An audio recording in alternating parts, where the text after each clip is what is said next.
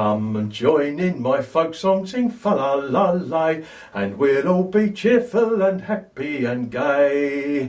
Once a fair pretty maiden of high social standing went out for a ball of yarn so she could keep her hand in at knitting and sewing and such female chores that would keep her mind busy while she sat indoors all day. But now she would travel alone into town, where she met a bold shepherd of doubtful renown. He was tall, he was handsome, she surely would swoon if he took out his fiddle to play her a tune by the banks of primroses all down on his farm. But to woo him right now wouldn't do her any harm. But as this is a folk song, it wasn't that straightforward. She searched through the town, both southward and northward, until she was able to buy, steal or hire random items of clothing of a country boy's attire. Then dressed as a boy to the shepherd she returned, saying, "How now, young farmer, I have money to be earned. One wager to you I will say.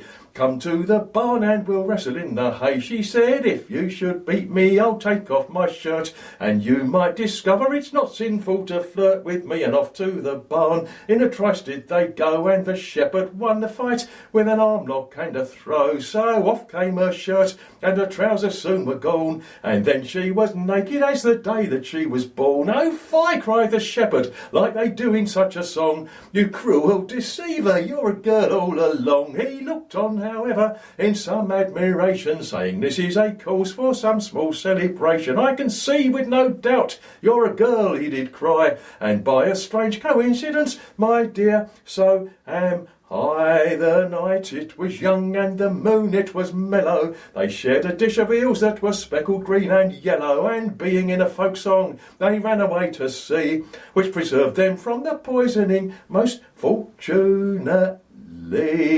For there came a great storm and their ship it had foundered, and before they grew sick, well, the pair of them were drowned.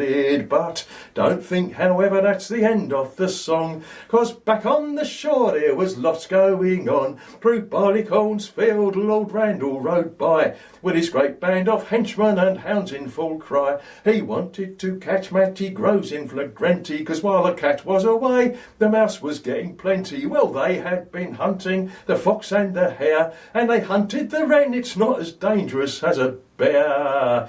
The ground it did tremble as they rode wild and free, an old woman and a pig they fell out of a tree. Then they rode on so hard the ground it did shake. She moved through the fair and she fell in the lake. But just then her father, who may have been a king, returned on his galleon full of plunder and bling.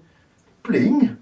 He said, "I'll rant and I'll roar like a true British sailor, for under my bed there's a butcher and a tailor." But why they were there still I really don't know, for I thought they had perished in the lowlands.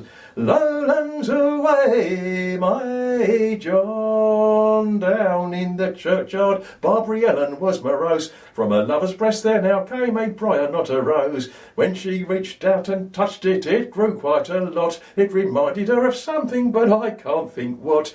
There's a herb in her father's garden, and some would call it rue. He's got parsley and sage and rosemary too. There's another herb missing to finish this rhyme, but I'm sorry to say that he had no time. So off she did go for to pine and to sigh. "Step it out, my fine Mary, as the gentlemen go by." But she wore a broken token from a sailor boy abroad, and she'd met a humble fisherman who might have been a lord, and a night visitation upon her had smiled, and as if by magic she now was with child. Where was the father when the baby was born? Was it that sailor who's rounding Cape Horn? Or was it a soldier off fighting the war? Or a great grey selkie from Salisbury shore?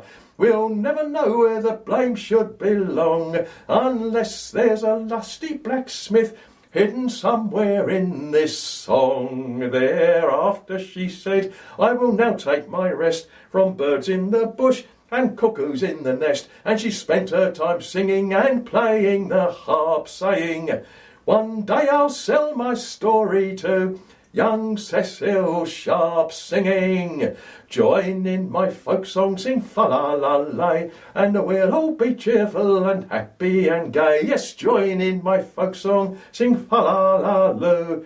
We'll soon be appearing in a folk club near you. But of course it won't be that soon now, will it?